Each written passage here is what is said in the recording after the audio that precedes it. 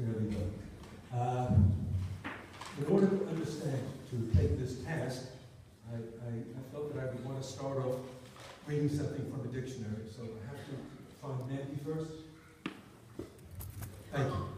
So first of all, everybody who is born before Mandy, I'm using a dictionary. For those of you who are born after Mandy, I'll send you an email shortly with the link to Wikipedia, which will give you the same information. This dictionary, it's a college dictionary. I had the fortune of having collegial relationships with 3 out of the 6 Mandeville children, so I'm used to telling them what to do. Here I have the reference here. The word is Mandelbaum. It's a verb, a transitive verb, pronounced either Mandelbaum or Mandelbaum. It comes from Mittelhochdeutsch and or Eastern European, Brooklyn, and Teaneck origin.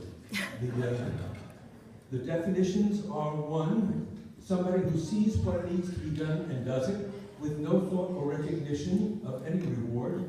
2 is to have a dream, a vision, and to pursue that vision. And 3 is to do the right thing under all circumstances. I'm very surprised that you were able to get Aaron and Nomi to agree to do this, because I don't see them agreeing to any form of at all.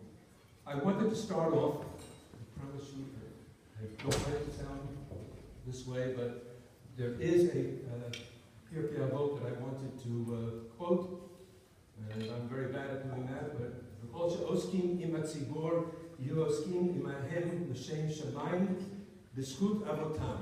So it presented a question to me. All those who are working on behalf of the community, working for the Shem Shamayim, they will earn zchut avotam. So I'm going to come back to that a little later, because zchut avotam involves me a little bit.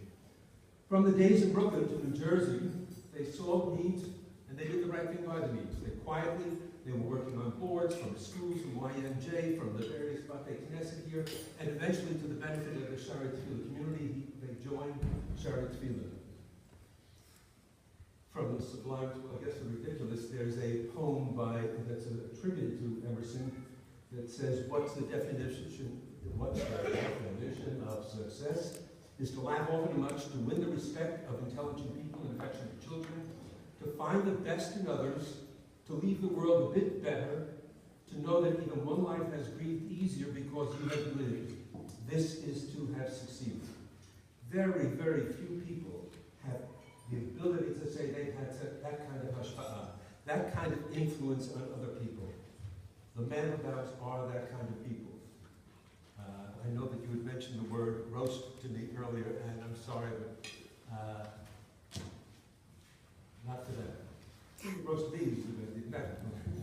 Co-founding the JLE, where their influence and the quiet work and the effects that they had on hundreds, if not thousands of souls, enriching lives by exposing people to their homes, to sharing the bountiful love that they have of fellow man, and the examples of living a Torah-focused life. Mandelbaums don't just sit on boards making discussions, but they do nitty-gritty. Whether it's spending a night at a shul, putting chairs together so that the shul can pass an inspection, or whether it's, for those of you who are, pardon the expression, old, dirty word, I don't like that word, but for those who have been around long enough to remember that there were hakafot on Bromley Avenue. Those hakafot for decades were fantastic opportunities for children to sing and dance with Sifrei Torah. The Mandelbaums were the ones who would bring out the lights, who would put up the lights the night before. The Mandelbaums were the ones who would come out and bring out the tables. The Mandelbaums were the ones who would go out and get all the food. And the same thing happened when there was a minyan, happened to be on the same block, for people who were unable to make it to shul. There was a minyan for the Yom Rayim that had upwards of 100 people attending. But it was the Mandelbaums who would get the Aron Kodesh ready. It was the Mandelbaums who would bring in the Sifrei Torah. It was the Mandelbaums who would make the Parochet. It was the Mandelbaums who did all the work without being asked, without being prodded, and certainly without any recognition of all, because it was always called the Bromley Minyan, or Anshe Bromley. It was never attributed to the work that the Mandelbaums did. 2 parts of yesterday's parsha. I'm not smart enough to read ahead, so I've got to go to yesterday's parsha. One was a discussion between Moshe and Tzalel as which comes first, whether the building comes first or whether the kalim comes first.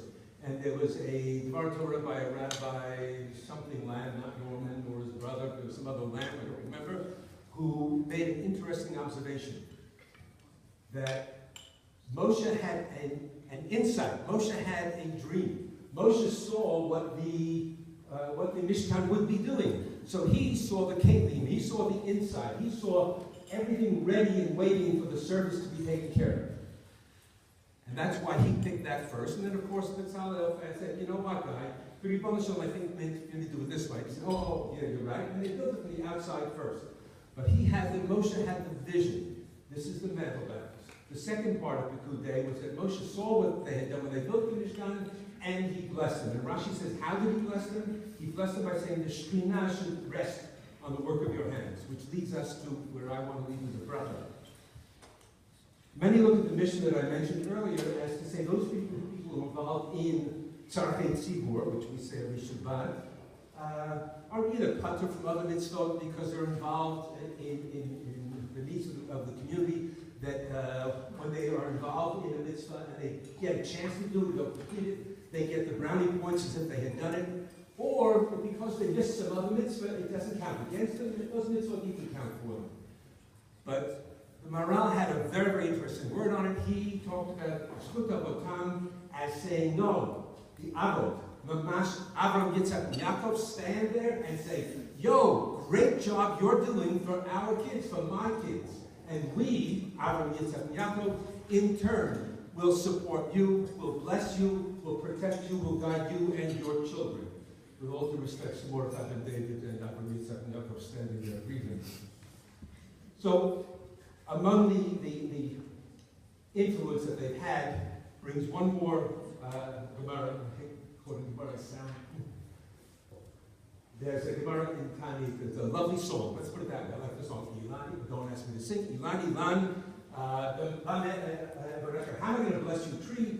The story is that some guy comes down, he's hungry, he's thirsty, he comes to a tree by a stream, eats fruit of the tree, sits in the shade of the tree, drinks from the water, and says, you know, great job, tree. How do I thank you, tree? How do I bless you, tree? I can't bless you, but what do you have? What I can't bless you, shade. You already have shade. I can't you have great fruits. How do I bless you that your saplings, the growth that comes from you, should be like you? The Ribbon Shalom has granted a fantastic bracha to the Mendelbams. It's a fantastic bracha. There are children who admire. There are children who admire and love their parents. Not that unusual. I'm hoping that most of us are blessed with that kind, or at least they say so. But all of their children uniformly describe with pride their parents' value, and all the more so, each of them follows the same path that Nomi and Aaron have set. Ilan, Ilan, the fruits of their tree. Yossi and Carol are active in their shul in the Heights. Yossi and Essie make sure there's a school for their community in Baltimore. And Avi and Michal working as youth directors here and now working in their community in Moreshet. I told you the word Moreshet would be the one fruit we're going to come out with. Moreshet carrying on the same traditions as their wonderful parents.